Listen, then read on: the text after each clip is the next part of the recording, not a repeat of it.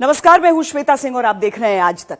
10 तारीख को बिहार विधानसभा चुनाव के नतीजे आएंगे, लेकिन उससे पहले ही तीसरे दौर का चुनाव खत्म होने के बाद एक्सिस माई इंडिया और आज तक का जो एग्जिट पोल था उसने यह बता दिया कि जब नतीजे आएंगे तो बिहार विधानसभा में कौन सत्ता पक्ष के तौर पर प्रवेश करेगा। यह संकेत तो साफ है कि नीतीश कुमार के पांव के नीचे से जमीन खिसक रही है, लेकिन क्या सचमुच यह नया बिहार तेजस्वी यादव का होगा?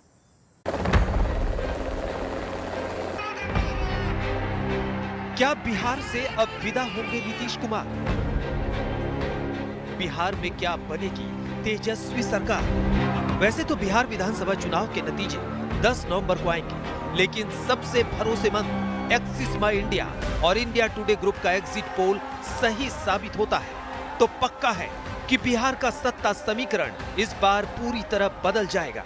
एक्सिस माई इंडिया और इंडिया टुडे ग्रुप के एग्जिट पोल के मुताबिक नीतीश कुमार की अगुवाई वाली एनडीए को 69 से 91 सीटें मिलती नजर आ रही हैं। वहीं तेजस्वी की अगुवाई वाले महागठबंधन को अपार बढ़त मिलती दिख रही है।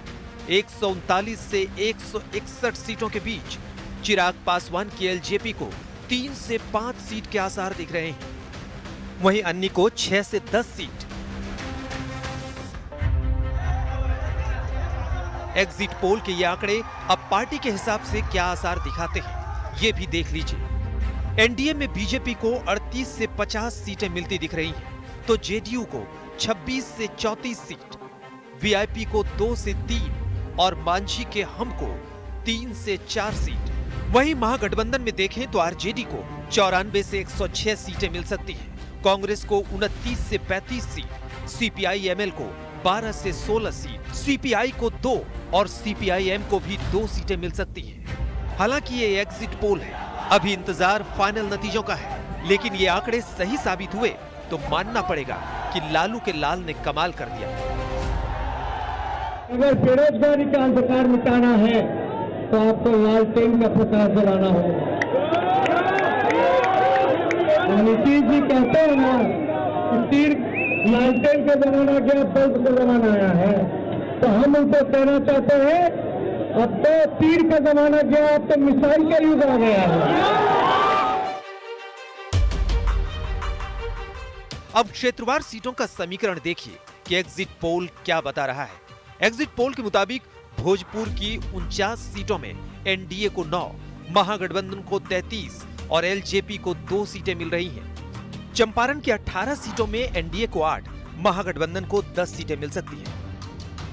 कोसी की 31 सीटों में एनडीए को 8 और महागठबंधन को 23 सीटें मिल सकती हैं। मिथिलांचल की 60 सीटों में एनडीए को 23, महागठबंधन को 36 और एलजेपी को 1 सीट मिलने के आसार दिखते हैं। पाटलिपुत्र मगध की 61 सीटों में एनडीए को 26 सीटें, महागठबंधन को 33 और एलजेपी को 1 सीट मिलने के आसार हैं। वहीं सीमांचल में देखें तो एनडीए को 6 और महागठबंधन को 15 सीटें मिल सकती हैं। एग्जिट पोल के आसार अगर वास्तविकता में बदलते हैं तो मानना पड़ेगा कि तेजस्वी का बिहार के एक कोने से दूसरे कोने तक लगातार घूमना और लोगों के दिलों को छू लेना काम आ गया। 15 साल जो व्यक्ति रोजगार नहीं दिया, कारखाना नहीं लगा, गरीबी नहीं मिटा, वो अगला 5 साल काम करी। अब गरीबी खत्म करना था तो गरीबी के मुंह आकर मजदूरों से फसल रहा तो मुंह फेर ले। तब हेलीकॉप्टर नहीं चला, तब कहते थे जो जहां वहीं रहो।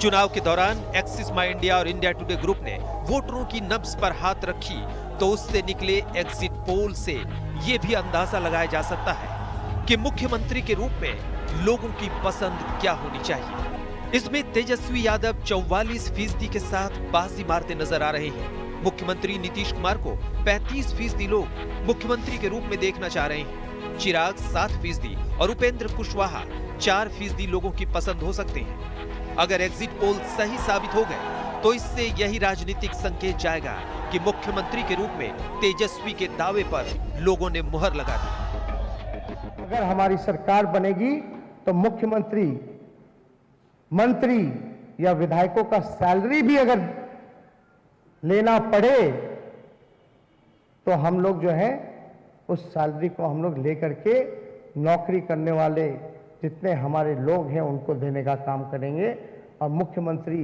मंत्री, विधायकों को सैलरी नहीं मिलेगी। एग्जिट पोल तो आ गए, अब इंतजार 10 नवंबर का है, जो बताएगा कि अब की बार किसका होगा बिहार। आज तक अक्सर यह कहा जाता है कि बिहार में जाति के नाम पर वोट पड़ता है, लेकिन पिछले कुछ समय से हमने एक पैटर्न देखा है। 2019 में भी जब चुनाव हुए थे तो कहा गया था कि नहीं, मुद्दा बदल चुका था। इस बार एक्सिस माई इंडिया ने यह सवाल पूछा कि आप किस मुद्दे पर वोट दे रहे हैं, और अधिकतर लोगों ने कहा विकास मुद्दा है, रोजगार मुद्दा है। दिग्गजों की ताबड़तोड़ रैलियां, सब लोगों को साथ लेकर के हम चलना चाहते हैं।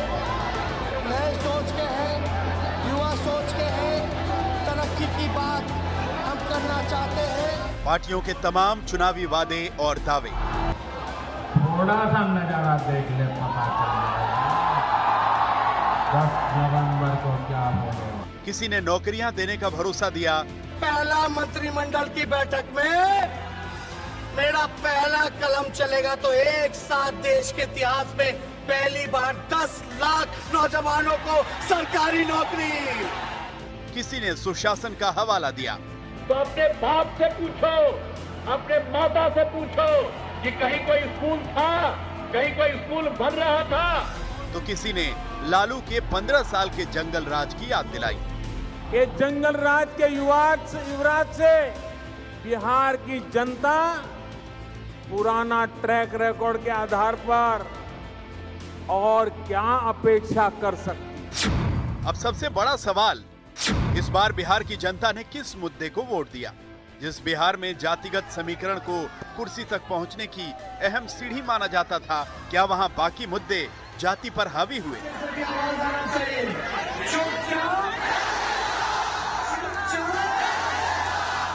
इंडिया टुडे ग्रुप और एक्सिस माई इंडिया ने मुद्दों को लेकर बिहार की जनता के दिल की बात जानने की कोशिश की।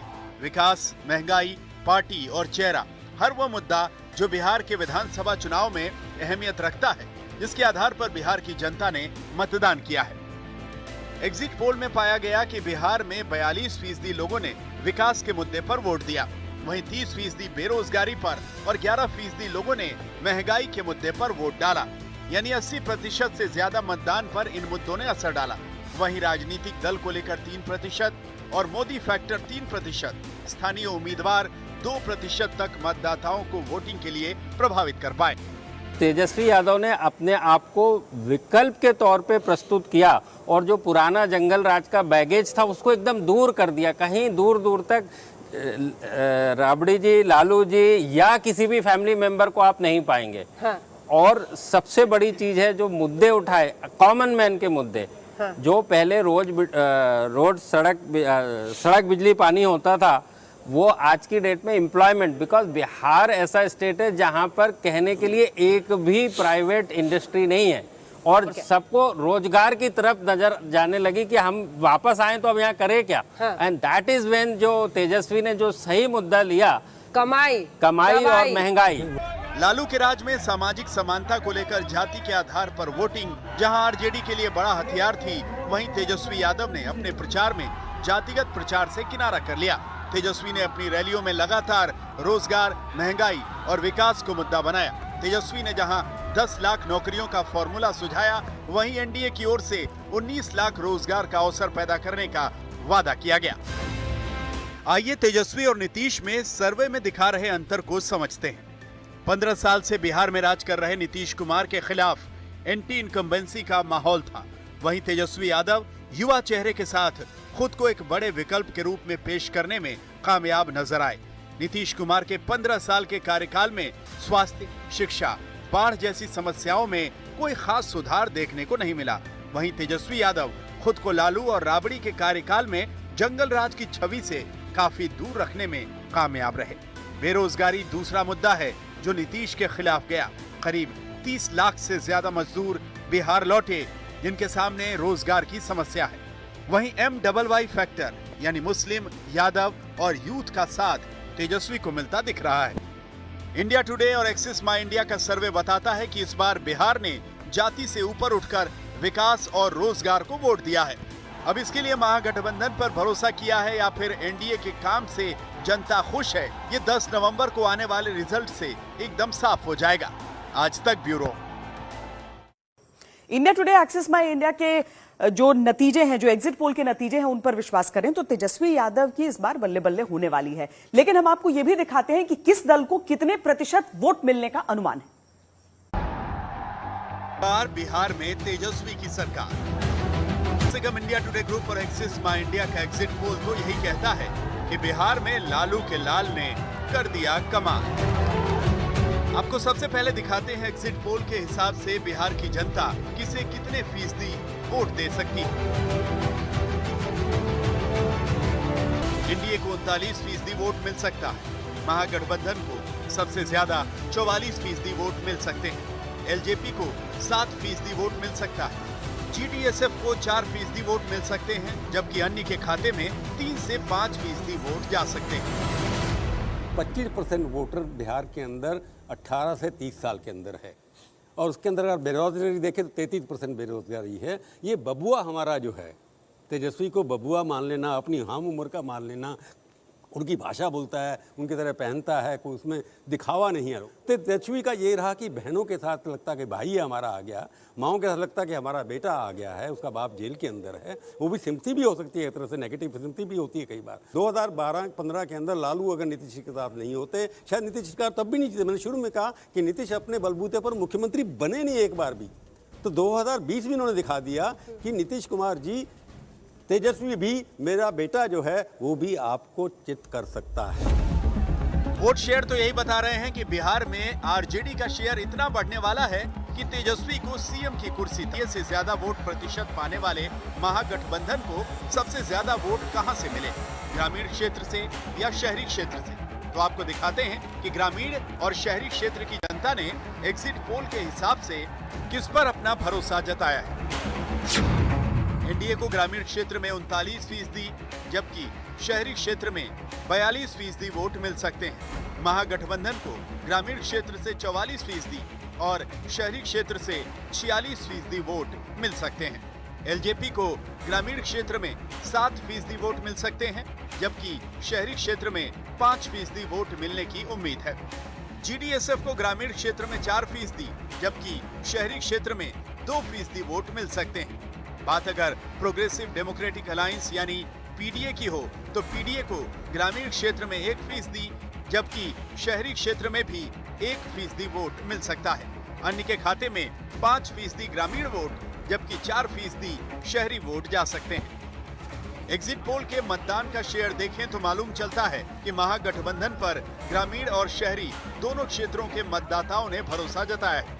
बिहार की राजनीति में यादव मुस्लिम गठजोड़ का खासा तालमेल दिखता है, लिहाजा आपको एक और आंकड़ा दिखाते हैं। ये आंकड़ा यादव मुस्लिम और सामान्य वर्ग के मतदाताओं के मत का शेयर है। एग्जिट पोल के मुताबिक एनडीए को यादवों का 10% वोट, मुस्लिमों का 9% वोट, जबकि सामान्य वर्ग का 60% वोट मिल सकता है। महागठबंधन को यादवों का 83% वोट, मुस्लिमों का 79% वोट, जबकि सामान्य वर्ग का 19% वोट मिल सकता है। एलजेपी के हिस्से यादव और मुस्लिम के 1% वोट, जबकि सामान्य वर्ग के 11% वोट जा सकते हैं। कहने का अर्थ यह है कि महागठबंधन वोट शेयर के मामले में भी अलग अलग मोर्चों पर एनडीए से आगे जाता दिख रहा है। हालांकि एग्जिट पोल के नतीजे हैं, असल नतीजे 10 नवंबर को आएंगे, मगर एग्जिट पोल एनडीए की धुकधुकी बढ़ाने वाले हैं। आज तक जो एग्जिट पोल है उसके आधार पर जो नतीजे सामने आए हैं उसका विश्लेषण हम कर रहे हैं, और इसमें अगर अलग अलग एज ग्रुप्स को हम देखें तो समझ में आता है कि जो युवा हैं उन्होंने मुमकिन है अपना मन बनाया कि तेजस्वी यादव को वो बिहार सौंपे, उन पर भरोसा करें। और मुद्दे भी देखिए ना, रोजगार का जो मुद्दा था, जब तेजस्वी यादव अपनी मंच पर लेकर आए तो एनडीए को भी ऐसा वादा करना ही पड़ा था। इसीलिए युवाओं का वो मुद्दा और युवाओं का ये फैसला काफी हद तक मेल खाते हैं। इन नौजवानों का हुजूम इस बार क्या चुनाव के नतीजों में बड़ा उलटफेर ला सकता है? अगर एक्सिस माई इंडिया और इंडिया टुडे ग्रुप के एग्जिट पोल को देखें तो युवाओं का वोट तेजस्वी को मुख्यमंत्री की कुर्सी तक पहुंचा सकता है। हमको बेरोजगारी को दूर करना है, हमारे बिहार के लोगों को अच्छी शिक्षा बिहार में मिले, हमारे बिहार के लोगों को अच्छा अस्पताल मिले, बाहर जाने की जरूरत ना मिले, बिहार में कारखाने लगे, बिहार में रोजी रोटी नौकरी उपलब्ध हो। हम लोग ये काम करना चाहते हैं। एक्सिस माई इंडिया और इंडिया टुडे के एग्जिट पोल के मुताबिक युवाओं ने महागठबंधन की जीत के लिए बड़ा काम किया है। 18 साल से 35 साल की उम्र के लोगों ने महागठबंधन पर ज्यादा भरोसा किया। वैसे ही कोरोना काल में बाहर से आए प्रवासी मजदूरों का रुख नीतीश से ज्यादा तेजस्वी की तरफ दिखता है। तेजस्वी ने चुनाव में कोरोना काल में सरकार की लापरवाही को बड़ा मुद्दा बना दिया, जिस पर सरकार से जवाब देते नहीं बन रहा था।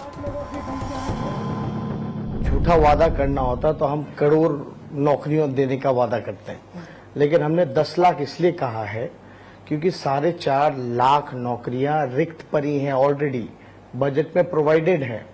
मान लो एक मणिपुर एक छोटा सा राज्य है, वहाँ 1 लाख आबादी पे 1000 से ज्यादा पुलिसकर्मी हैं, लेकिन बिहार में 1 लाख आबादी पे 77 है, 77 है केवल। तो वो खाली पदों को तो भरना ही है। तो इन सारे अलग अलग क्षेत्रों में अगर आप जाओगे तो आप 4.5 लाख तो ऑलरेडी जो है वो खाली है। जो 5.5 लाख जो नौकरियां जो हम बता रहे हैं वो सभी राष्ट्र औसत के मुकाबले सभी मानकों को मिलाते हुए मिला के करना है। 10 लाख फालतू बात है ये। आप 10 लाख का पोस्ट है, 10 लाख का पोस्ट है, कहां से पोस्ट क्रिएट करिएगा? पहला कैबिनेट का पहला साइन नहीं, क्या करिएगा? है अधिकार, कर दीजिएगा। इससे बढ़कर के गलत बात लोग बोल रहे हैं, जो लीगल बात है ही नहीं, एकदम उसका कोई मतलब नहीं है। ये ऐसे ही लोगों को गुमराह करने के लिए कहा जा रहा है। अगर एग्जिट पोल सही निकला तो कई पुरानी धारणाएं खत्म हो सकती हैं, चाहे ग्रामीण क्षेत्र हो या शहरी, हर जगह महागठबंधन आगे दिख रहा है। जहां एनडीए को ग्रामीण क्षेत्र में 39% वोट मिलते दिख रहे हैं, वहीं महागठबंधन को 44%, जबकि शहरी क्षेत्र में एनडीए को 42 और महागठबंधन को 46% वोट मिलते दिख रहे हैं। पिछले लोकसभा चुनाव में बिहार में महागठबंधन का सूपड़ा साफ हो गया था, लेकिन इस बार लगता है कि बाजी पलट सकती है। आज तक ब्यूरो। महाचुनाव के आखिरी दौर तक नीतीश कुमार ने जनता के सामने यहां तक कह दिया था कि ये उनका अंतिम चुनाव होने वाला है। अगर एग्जिट पोल के नतीजे वाकई सही साबित होते हैं तो मुमकिन है नीतीश कुमार की यह बात भी सही साबित हो जाए।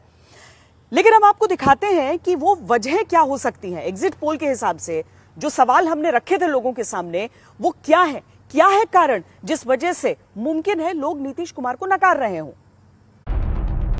आज चुनाव का आखिरी दिन है, अब परसों चुनाव है और ये मेरा अंतिम चुनाव है। अंत भला तो सब भला।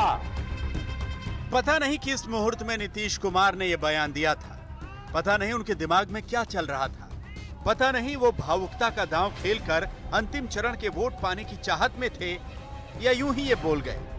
मगर एग्जिट पोल जो बता रहे हैं वो कम से कम यही बता रहे हैं कि नीतीश कुमार के हाथ से बिहार निकलने वाला है। फिर से सुनिए नीतीश ने क्या कहा था। जान लीजिए, आज चुनाव का आखिरी दिन है, अब परसों चुनाव है और ये मेरा अंतिम चुनाव है। अंत भला तो सब भला। नीतीश कुमार के इस बयान को तेजस्वी ने फटाक से लपक लिया था। उन्होंने नीतीश के बयान को सुनते ही पलटवार किया कि हम तो कब से कह रहे हैं कि नीतीश कुमार थक गए हैं, हम तो कब से कह रहे हैं कि नीतीश कुमार को संन्यास ले लेना चाहिए। हाँ, ये बात अलग है कि नीतीश कुमार को यह अंदाजा देर से हुआ कि वो थक गए हैं। जो बात पहले से कहते रहे हैं कि नीतीश कुमार जी थक चुके हैं, उनसे बिहार संभल नहीं रहा, तो उन्होंने जो ज़मीनी हकीकत है, अब हो सकता है कि उनको एहसास हुआ होगा। बयानों के बाण इस चुनाव में खूब चले, मगर क्या सिर्फ बयानों की वजह से ही हार जीत का पैमाना तय हुआ? तो जवाब है नहीं, क्योंकि इंडिया टुडे एक्सिस माई इंडिया के एग्जिट पोल के हिसाब से माने तो एग्जिट पोल में नीतीश के पिछड़ जाने के कई कारण रहे। मसलन नीतीश कुमार के खिलाफ जबरदस्त एंटी इनकम्बेंसी रही। 15 साल के शासन को लोग बदलना चाहते थे। बिहार में बेरोजगारी का मुद्दा नीतीश के खिलाफ गया। लॉकडाउन के दौरान बाहर से आए 30 लाख मजदूरों में गुस्सा था। बाहर से लौटे मजदूरों को अपने सूबे में काम नहीं मिला। 15 साल में सूबे की स्वास्थ्य सेवाएं नहीं सुधरी। 15 साल में शिक्षा पर अच्छा काम नहीं हुआ। महंगाई पर काबू पाने में नीतीश सरकार फेल रही। बाढ़ पर सरकार का काम लोगों को नहीं सुहाया। बाढ़ से बर्बादी की वजह से लोगों में गुस्सा था। बिहार में अच्छी सड़कें और बेहतर लॉ एंड ऑर्डर पर मतदान नहीं हुआ। मसलन अगर एग्जिट पोल की माने तो पलायन, बेरोजगारी, स्वास्थ्य और शिक्षा के मुद्दे ने बिहार में सियासी बिसात पलट दी। अब एग्जिट पोल यही कह रहे हैं कि महागठबंधन की बयार है, तेजस्वी का बिहार है। आज तक ब्यूरो। पिछले विधानसभा चुनावों के बाद तेजस्वी यादव इसी विधानसभा में एक उप मुख्यमंत्री के तौर पर रहे थे। इस बार अगर जनता तेजस्वी यादव पर भरोसा कर रही है, 31 साल के तेजस्वी यादव पर भरोसा कर रही है, तो इसके क्या कारण हो सकते हैं? 10 लाख नौकरी का सवाल बिहार के चुनाव में तुरूप का पत्ता बन गया। आरजेडी के नेता तेजस्वी यादव ने बेरोजगारी की दुखती रग पर उंगली रख दी। तेजस्वी ने खुलेआम डंके की चोट पर कहा कि सरकार बनी तो 10 लाख लोगों के लिए सरकारी नौकरी पक्की। अगर एक्सिस माई इंडिया और इंडिया टुडे ग्रुप के एग्जिट पोल वास्तविक नतीजों में बदलते हैं तो ये मानना होगा कि बिहार के लोगों ने तेजस्वी के वादे पर भरोसा किया, न कि नीतीश कुमार के उस चुटकी और तंज पर जो चुनावी रैलियों में वो कसते रहे। आजकल हम देखते हैं कहता है इतना लोगों को नौकरी दे। अच्छा, ऐसा कहीं है कोई दुनिया में जी? आप उतने लोगों को नौकरी दोगे तो बाकी को क्या नहीं दोगे? सबको दे दो। आप पैसा कहां से लाओगे? जिसके चलते अंदर गए उसी पैसा से होगा। क्या राज्य में तो नहीं पैसा होगा? बिहार देश के सबसे बेरोजगार प्रदेशों में गिना जाता है। तेजस्वी ने 10 लाख सरकारी नौकरियों का वादा किया तो बीजेपी ने 19 लाख लोगों को रोजगार का अवसर देने का। वहीं नीतीश कुमार ने लोगों को काम देने की बात की। बिहार के चुनावों में जाति और मजहब भी अपना रंग दिखा देता है, लेकिन रोजगार के सवाल ने जाति और मजहब की लकीरों को मिटा दिया। कमाई से आगे दवाई, पढ़ाई और सिंचाई की बातें भी तेजस्वी हमेशा उठाते रहे। लेकिन नौकरी के अलावा जो मुद्दा अंदर ही अंदर लोगों के अंदर सुलग रहा था वो था कोरोना काल में प्रवासी मजदूरों का। अगर एग्जिट पोल के आंकड़े सही हैं तो पैदल अपने घरों को लौटे लोगों की पीड़ा शायद वोट के रूप में छलक रही है। तेजस्वी ने इस सवाल को भी बड़ा मुद्दा बना दिया। कोरोना पीरियड में मजदूरों के साथ जो डबल इंजन के लोगों ने जो व्यवहार किया मजदूरों के साथ, वो आप सब लोगों ने देखा। 1500 किलोमीटर, 2000 किलोमीटर लोग चल के आए, पैरों में छाले पड़े और ट्रेन का पैसा लिया गया और 2 महीने बाद ये काम जो है प्रक्रिया उनको लाने की शुरू की गई। कहाँ रहते थे जी? कहाँ भागे रहते थे यहाँ से? जरा बताओ, दिल्ली में किसके यहाँ रहते थे? जरा बताओ, बताना ना चाहिए। कहीं किसी को मालूम है कि कहाँ रहता था, क्या करता था? अब हम लोगों को क्या कहना है? अगर एग्जिट पोल के नतीजे सही साबित होते हैं तो तेजस्वी की ये जीत याद रखने लायक होगी। तेजस्वी ने अपने पिता लालू प्रसाद यादव के साए से निकलकर ये चुनाव लड़ा। पिछले 30 सालों में ये पहला चुनाव था जिसमें लालू का सीधा दखल नहीं था, लेकिन तेजस्वी ने आरजेडी और विपक्ष की राजनीति की धुरी लालू से खिसकाकर खुद को बना दिया। लालू जी का उस समय का जो दौर था, जो समय का जो मांग था, वो सामाजिक न्याय का दौर था। अब का जो दौर है वो आर्थिक न्याय का दौर है, इकोनॉमिक जस्टिस का। उस समय का दौर सोशल जस्टिस का था। 1990 में लालू प्रसाद यादव जब बिहार के मुख्यमंत्री बने तो सामाजिक न्याय को उन्होंने अपनी राजनीति का आधार बनाया। लेकिन धीरे धीरे ये कहा जाने लगा कि लालू सिर्फ माई समीकरण पर काम करते हैं। माई यानी एम से मुसलमान और वाई से यादव। लेकिन तेजस्वी ने इसे बिहारी अस्मिता में बदलने की कोशिश की। महागठबंधन की तरफ से अगर एक चेहरा चुनाव प्रचार में दिखा तो वो थे तेजस्वी। तेजस्वी ने इसे भी अपने प्रचार का हथियार बना दिया।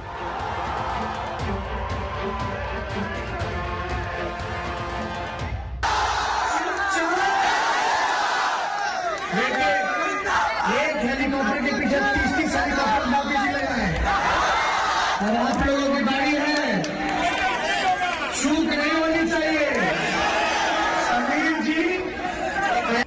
एक्सिस माई इंडिया और इंडिया टुडे ग्रुप का एग्जिट पोल हमेशा सही साबित होता रहा है। पिछले विधानसभा चुनाव में भी ये एग्जिट पोल सही साबित हुआ था। अगर इस बार भी सही साबित हुआ तो तय मानिए कि ये बिहार की राजनीति में एक क्रांतिकारी अंगड़ाई साबित होगी। 1995 का विधानसभा चुनाव बिहार के इतिहास में बहुत अहम था। तब लालू प्रसाद यादव का जादू लोगों के सर चढ़कर बोला था और उन्होंने यहां पर पूर्ण बहुमत के साथ सरकार बनाई थी। अगर वाकई तेजस्वी यादव इसमें सफल हो जाते हैं, अगर एग्जिट पोल के नतीजे सही साबित होते हैं, तो तेजस्वी अपने ही पिता के रिकॉर्ड को तोड़ सकते हैं। देश को अंदर से खोखला करने का काम किया।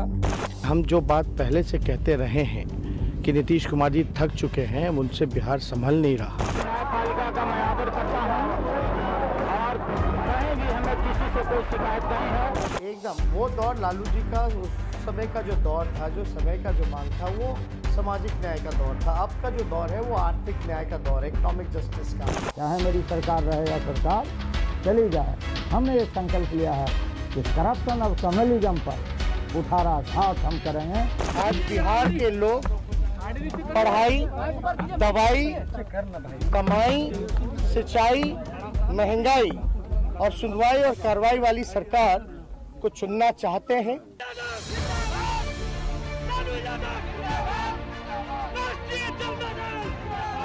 जब तक रहेगा समोसे में आलू, तब तक रहेगा बिहार में लालू। लालू राज की ये कहावत लालू के बिहार की राजनीति में दमखम की कहानी बयां करती है।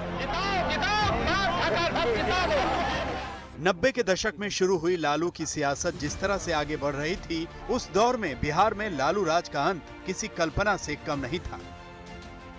90 का दौर जब केंद्र में सियासी उथल पुथल अपने चरम पर थी, उस वक्त बिहार की सियासत में लालू यादव एक बड़ा चेहरा बनकर सामने आए।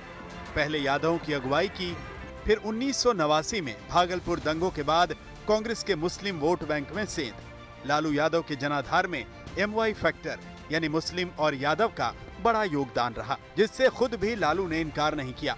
6 दिसंबर 1992 में बाबरी मस्जिद विध्वंस हुआ। देश में कई हिस्सों में दंगे शुरू हो गए, पर लालू यादव मुस्लिम संप्रदाय के हिमायती और एक सेक्युलर नेता के रूप में अपनी स्थिति मजबूत करते रहे। लालू का OBC मुस्लिम कार्ड सफल रहा। 1990 में हुए बिहार विधानसभा चुनाव में कुल 324 में से 122 सीटें लाकर जनता दल सबसे बड़ी पार्टी बनकर उभरा और 1995 में लालू का जादू ऐसा सिर चढ़कर बोला कि जनता दल ने 167 सीटों पर जीत हासिल कर बड़े बहुमत के साथ सरकार बनाई। 1995 में विधानसभा चुनाव में लालू प्रसाद बड़ी आबादी को गोल बंद करने के लिए भाषण देते थे। अगड़ा, पिछड़ा, अल्पसंख्यक, अति पिछड़ा और दलित, ये सब उनके भाषण के केंद्र में होते थे। लालू यादव जहां सामाजिक न्याय की बात करते थे, वहीं तेजस्वी ने इस बार बिहार में विकास और रोजगार का मुद्दा बनाया। वहीं खुद को लालू की छवि से दूर रखने की कोशिश की। एकदम वो दौर लालू जी का उस समय का जो दौर था, जो समय का जो मांग था, वो सामाजिक न्याय का दौर था। अब का जो दौर है वो आर्थिक न्याय का दौर है, इकोनॉमिक जस्टिस का। उस समय का दौर सोशल जस्टिस का था। लेकिन आप लालू जी के 90 के दौर में क्यों फंसे रहते हो? आप 2004 से 2009 के रेल मंत्री कार्यकाल के बारे में आप क्यों नहीं चर्चा करते? 90,000 करोड़ का प्रॉफिट किसने दिलाया था रेलवे को? लालू जी ने दिलवाया। बिहार में 3-3 कारखाने किसने दिए रेलवे को? लालू जी ने दिलाए। हर बजट में आप तो इंटरव्यू लेने आते थे, हर बजट में किराया कम होता था, लालू जी ने किया वो। तेजस्वी ने MY फैक्टर में एक Y और जोड़ दिया, यानी मुस्लिम, यादव और यूथ, जिसे रोजगार और विकास का भरोसा दिया गया। यानी सामाजिक न्याय के मुद्दे से अब तेजस्वी ने अपनी पार्टी को विकास और रोजगार की पहचान देने की कोशिश की। 1995 में दोबारा मुख्यमंत्री बन लालू ने इतिहास रचा। बिहार के पहले मुख्यमंत्री श्री कृष्ण सिंह के 38 साल बाद लालू यादव पहले ऐसे नेता बने जो पूरे 5 साल तक शासन में रहे। श्री कृष्ण सिंह और लालू प्रसाद के बीच बिहार में 23 बार 18 नेताओं ने सरकार बनाई और पूरे 5 साल सरकार चलाने में कोई भी सफल नहीं रहा। अगर एग्जिट पोल के दावे सही साबित हुए तो तेजस्वी भी एक बार फिर पिता का वही मैजिक दोहराएंगे और 31 साल की उम्र में CM बनकर न केवल बिहार बल्कि देश के सबसे युवा मुख्यमंत्री बनने का कारनामा अपने नाम करेंगे। सबसे बड़ी बात, ये जंग तेजस्वी ने अकेले लड़ी है। इस बार न लालू प्रचार के लिए मैदान में थे, न ही लालू का चेहरा आरजेडी के पोस्टर में। यानी तेजस्वी अब अपने हिसाब से पार्टी को आगे ले जाने की कोशिश कर रहे हैं। रैलियों में उमड़ी भीड़ भी लालू जैसा मैजिक दिखा रही थी। अब अगर 1995 के लालू वाला प्रदर्शन तेजस्वी दोहराते हैं तो बिहार की राजनीति में बड़ा बदलाव देखने को मिलेगा। बिहार को 31 साल का वो युवा चेहरा मिलेगा जिसके पास उम्र कम है और सामने राजनीति का एक लंबा करियर। आज तक ब्यूरो। एग्जिट पोल के नतीजे एक तरफ हैं, लेकिन 10 तारीख का इंतजार सबको है जब मुकम्मल नतीजे इन चुनावों के आ जाएंगे। अभी के लिए इतना ही। देश और दुनिया की बाकी खबरों के लिए आप देखते रहिए आज तक। नमस्कार, मैं हूं अंजना ओम कश्यप। हमें उम्मीद है ये वीडियो आपको पसंद आया होगा। लेटेस्ट खबरों के लिए यूं ही देखते रहिए आज तक और इस वीडियो के पसंद आने पर लाइक, शेयर एंड सब्सक्राइब करना ना भूलें।